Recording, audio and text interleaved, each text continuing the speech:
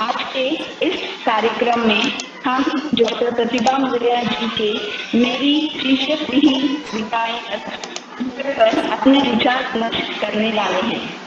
हमारी पहली वक्ता हैं डॉक्टर सुमा जी, जो मंगलूर विश्वविद्यालय कॉलेज में विभाग अध्यक्ष हैं। अभी मैं डॉक्टर सुमा जी को आमंत्रित करती हूँ कि वो मेरे शीर्षक विहीन कविताएं पर अपना विचार व्यक्त करें। सुमा मैम।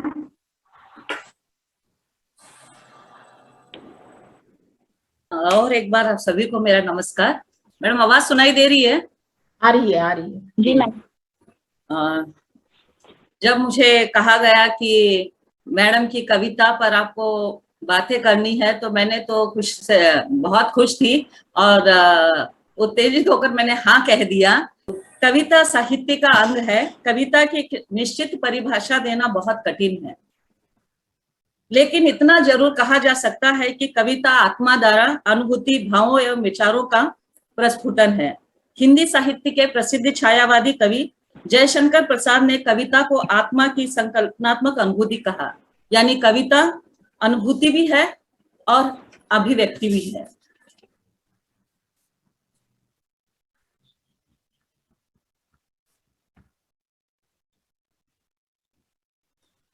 यानी मैडम के बारे में कहने के लिए थोड़ा सोचना पड़ता है। जब ये किताब मुझे मिला तो शीर्षक जो था वो शीर्षक विहीन है, तो मुझे लगा कि ऐसे इसमें क्या है, मैडम ने क्यों नहीं शीर्षक दिया? क्योंकि सबसे पहली हमारी जो नजर जाती है वो टाइटल पर जाती है, शीर्षक पर जाती है, और शीर्षक को देखकर ही हम अंदाजा लगा सकते हैं कि हाँ भाई इसमें ये हो सकता है। और वैसे भी कवि जो सच्चाई लिखता है वो आधी लिखता है। कवि जो लिखता है वो सच्चाई वो आधी लिखता है। जब पाठकगण उसको पढ़ते हैं और उस सच्चाई को आत्मसात कर लेते हैं, तब वो कविता पूरी तरह से, मतलब उस कविता की सच्चाई पूरी हो जाती है, यानी एक मुकम्मल कविता बनती है। तो ये बिल्कुल सही है। तो कवि अपनी आधी सच्चाई रखता, पाठक उस सच्चाई तक पहुंच जाता है तो एक मुकम्मल कविता बनती है। और मैडम की जो कविता है एक मुकम्मल कविता है, और प्रत्येक कविता अर्थविहीन होने के बाद भी उसमें अर्थ समाया हुआ है। उसको पढ़ने के साथ ही पता चल जाता है कि हाँ भाई मैडम ने इसमें इस बात को लिखा है। और एक आश्चर्य यह होता है कि मैंने मैडम को अब तक देखा था, क्योंकि हम लोग जब बीए एमए में थे तब प्रतिभा मैडम हमेशा कहती थी कि मैडम आने वाली है वाइवा के लिए, या आपका पेपर बीओई हो रहा है, तो तब हमें पता नहीं था, बट हम मैडम को देखना चाहते थे। और एक डर भी था, डर मन में कि हाँ भाई मैडम इतनी बड़ी है, पता नहीं हम लोग बात करेंगे तो मैडम बात करेगी या नहीं, एक तरह से डर था। लेकिन बाद में धीरे धीरे पता चला हम जैसा सोचते हैं वैसा कुछ होता नहीं है। तो मैडम का गद्य जब हम पद्य रूप देखते हैं, यानी मैडम जब आज सवेरे ही जो सेमिनार हमारा वेबिनार हुआ, और ऐसे जो विषय को देखते हैं तो मैडम बिंदास बात करती है।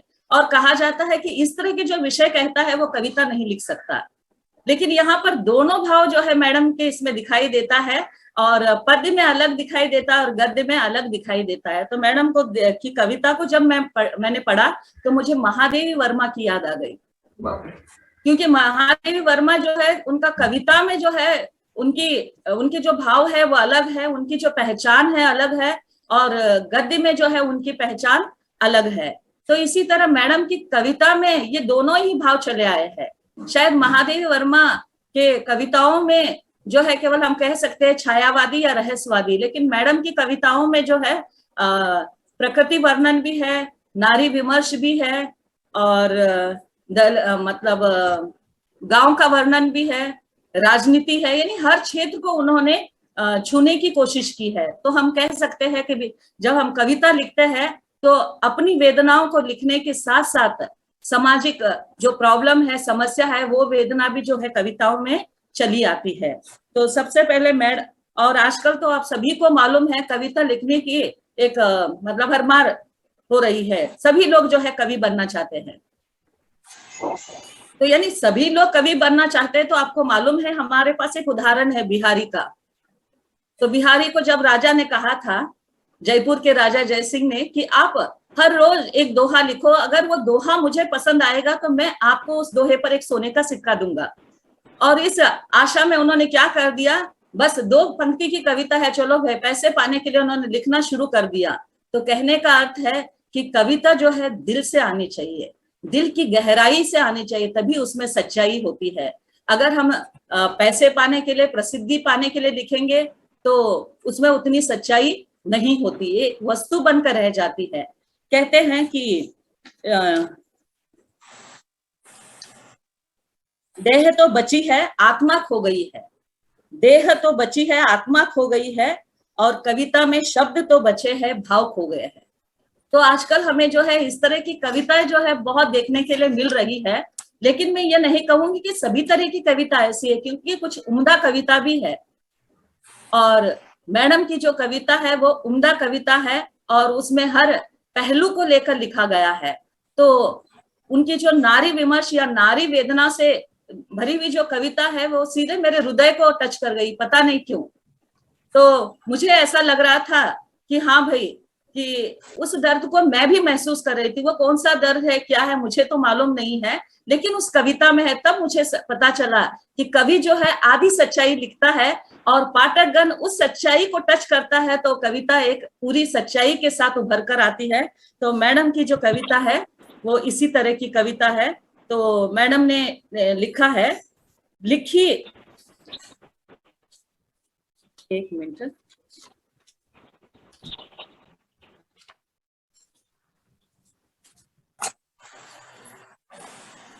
शायद गड़बड़ी में पेज जो है आगे पीछे हो गए हैं। तो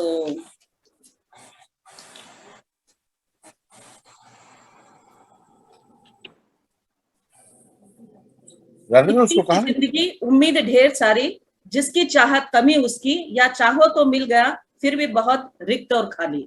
तो इस कविता को देखकर मतलब जो नारी विमर्श के बारे में हम पढ़ते हैं, या आजकल जितने सारे कवित्री लिख रही है उनके दर्द को, उनकी वेदना को, या समाज में जो नारी है उसके दर्द को, उसकी वेदना को, तो इन कविता में भी ये बातें जो है उभर कर आ रही है और पता चल रहा है। हम जितने भी विमर्श की बातें कहे या नारी के समस्याओं को उठाए, लेकिन मुझे लगता है कि बहुत सारी ऐसी समस्या है जो आज भी है।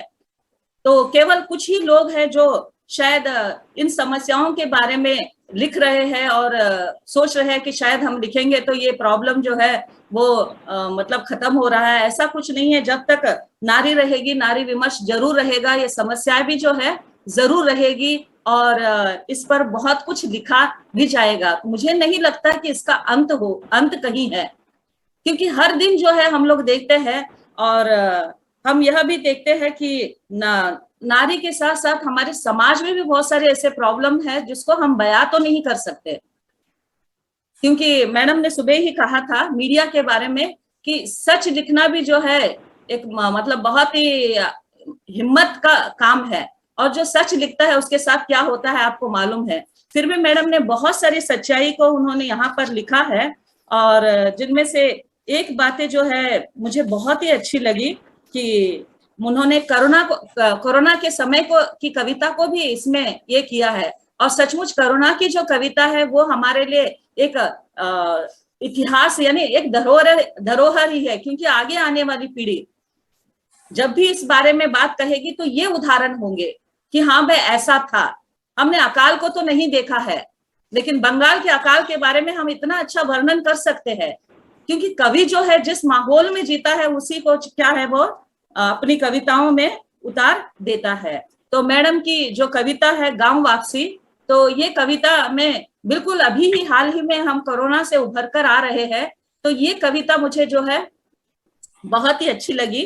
गांव वापसी के लिए चलते ही चले जा रहे हैं पैर, कोसों दूर अपने गांव की ओर निकल पड़े हैं, अपने आशिया की ओर। बिल्कुल सही है। हम तो आजकल गांव भूल गए थे, हमें तो बस शहर याद आ रहा था। लेकिन कोरोना के समय जो हम सब कुछ छोड़कर, वर्ण वर्ग भेद जो सब कुछ छोड़कर हम केवल उस समय इंसान थे, और हमें अपना गांव याद आ रहा था। और उस समय बहुत सारे लोगों को जो है राजनीतिक हेल्प भी नहीं मिला, वहां पर भी जो है बहुत सारे भाई भतीजावाद जो भी कुछ है वहां पर बहुत सारे ये हुआ, तो बहुत सारे लोग जो है ऐसे ही निकल पड़े।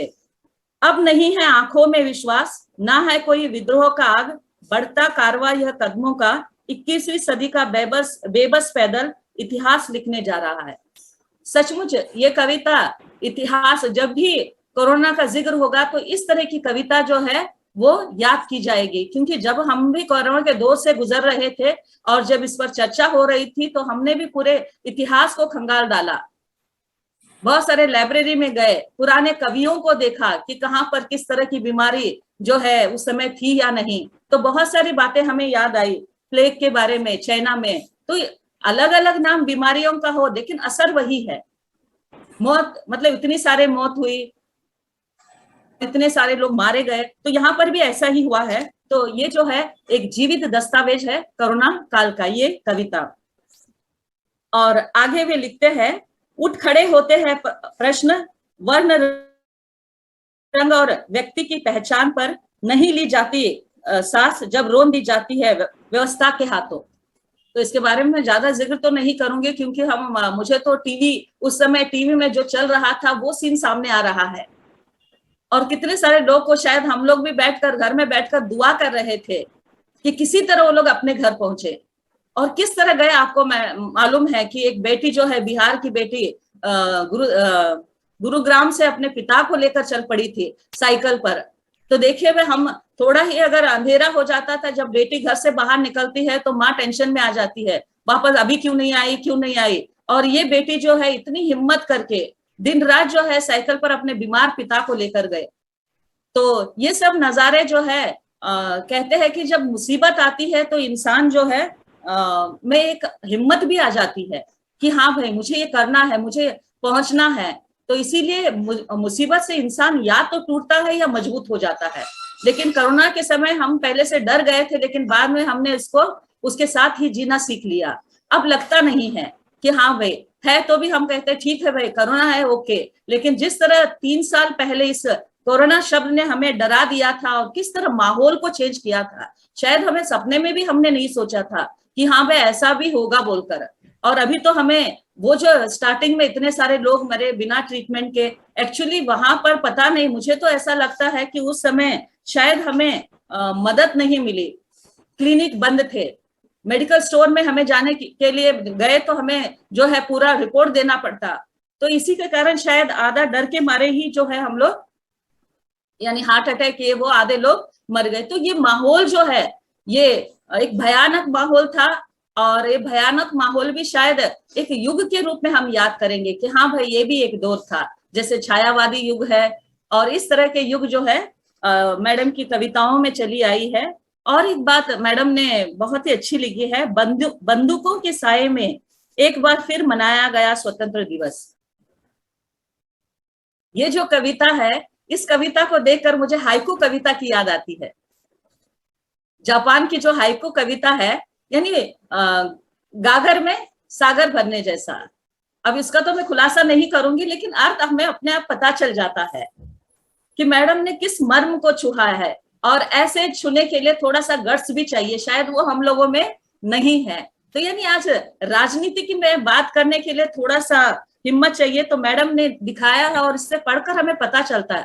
वैसे तो हाइकू कविता जो है, उससे पहले हमारे इधर दोहा और चौपाई है, तो उसी तरह की है। तो दोहा में भी हम देखते हैं कि पूरी तरह से जो है अर्थ समाया होता है। तो सेम मैडम की कविता छोटी छोटी कविताएं हैं, और हर कविता में जो है अलग अलग भाव है, अलग अलग मतलब उन्होंने अपने दिल की भावनाओं को व्यक्त किया है। तो इस तरह मैडम की कविताएं जो है बहुत सारे बातों को लेकर एक साथ चलती है। और मैडम ने अधिकतर जो है नारी विमर्श पर ही मैं दोबारा आऊंगी, क्योंकि राजनीति भी ओके, गांव के बारे में भी ठीक है, शोषितों के बारे में भी मैडम ने लिखा, लेकिन घुमा फिरा कर मैडम फिर आती है नारी विमर्श पर ही। तो मुझे लगता है कि, और मैडम के बारे में मैंने पढ़ा भी है कि नारी विमर्श और जो है समकालीन कविता मैडम का प्रिय विषय रहा है। और इन शीर्षक विहीन कविताओं में वो बात पूरी तरह से झलकती है। और एक जगह पर मैडम लिखती है, आदिम आसमां में पाना है आसमां हक का अपने। तो ये बात जो है हमारे पूरे समाज के लिए जो है लागू होती है, क्योंकि हम जिस माहौल में रहे हैं हमें हक नहीं मिला है। हम बोलते हैं हम इतने पढ़ लिख गए हैं, जॉब है, ये है, वो है, तो कभी कभी हम सोचते हैं, तो ये कविता हमें सोचने पर मजबूर करती है, क्या हमें आदिम हक मिला है? नहीं मिला है। अब भी हम क्या कर रहे हैं, उसको पाने के लिए जो है लड़ रहे हैं। और जो यानी सभी कहीं ना कहीं इस दर्द से जो है गुजर चुके हैं या गुजर रहे हैं। तो मुझे घनानंद की पंक्ति याद आती है, जिसके पैर फटी न बिवाई, वो क्या जाने पीर पर आई। तो ये बात जो है इस मतलब नारी विमर्श के लिए बिल्कुल सटीक है, क्योंकि नारी है तो उस दर्द को, और नारी का जो दर्द है, हम यही नहीं कहेंगे कि हाँ भाई केवल ये दर्द है, बहुत सारी ऐसी बातें हैं जिसका को हम बयान नहीं कर सकते हैं, लेकिन महसूस किया जा सकता है। तो यहाँ पर हर बातों में यही मैडम ने जो समाज मतलब नारी के जीवन में जो भी घटित हो रहा है, वो किस तरह लड़ रही है, किस तरह एकांकीपन का जीवन झेल रही है, किस तरह अपने हक के लिए लड़ रही है, अपनी अस्मिता की पहचान बनाना चाहती है। तो ये सब बातें जो है कहीं ना कहीं इन कविताओं में हमें देखने के लिए मिलता है। तो नारी विमर्श की कविता में और एक बात हमें दिखाई देती है कि हम चाहते हैं कि हमें जिंदगी में सब कुछ मिले, लेकिन ऐसा नहीं है, कहीं ना कहीं कुछ कमी जरूर रहती है। तो जो कमी रहती है शायद वही कमी हमारे मतलब कविता के रूप में फूट पड़ती है। हम बताना, क्योंकि हम बताएंगे तो लोग हंसेंगे, लेकिन जब हम कविता के रूप में लिखते तो सीधा दिल पर पहुंच जाती है। तो ये बात जो है मैडम ने बहुत ही गहराई से लिखा है। तो मुझे यहाँ पर शायद वो जगजीत सिंह है या कोई और गजलकार है, उनकी एक पंक्ति याद आती है, हर किसी को मुकम्मल जहां नहीं मिलती, किसी को जमीन और किसी को आसमां नहीं मिलती। तो मैडम की कविता के बारे में कहने के लिए मैं माफी मांगना चाहूंगी, जहां तक हो सकता है कि मैंने अपनी तरफ से जो है मतलब उतना तो मैं गहराई से नहीं जा पाई मैडम, तो आपकी बराबरी तो बहुत दूर की बात है, सूरज को दिया दिखाने जैसा है, लेकिन फिर भी मैंने कोशिश की। मुझे बहुत खुशी है कि मैंने शायद अपनी जिंदगी में जो पहली जो समीक्षा या पहला जो कविता पर जो थोड़ी बातें कही, तो मैडम ये आपकी कविता है। और मैडम आपसे तो हमें बहुत कुछ सीखने के लिए मिला है, और मैं चाहती हूँ कि इसी तरह की कविताएं आए और इसी तरह चर्चा हो और हमें बहुत कुछ सीखने के लिए मिले। धन्यवाद मैडम। बहुत बहुत धन्यवाद सुमा जी आपका। शोभना, बहुत बहुत धन्यवाद, बहुत बहुत धन्यवाद मैम।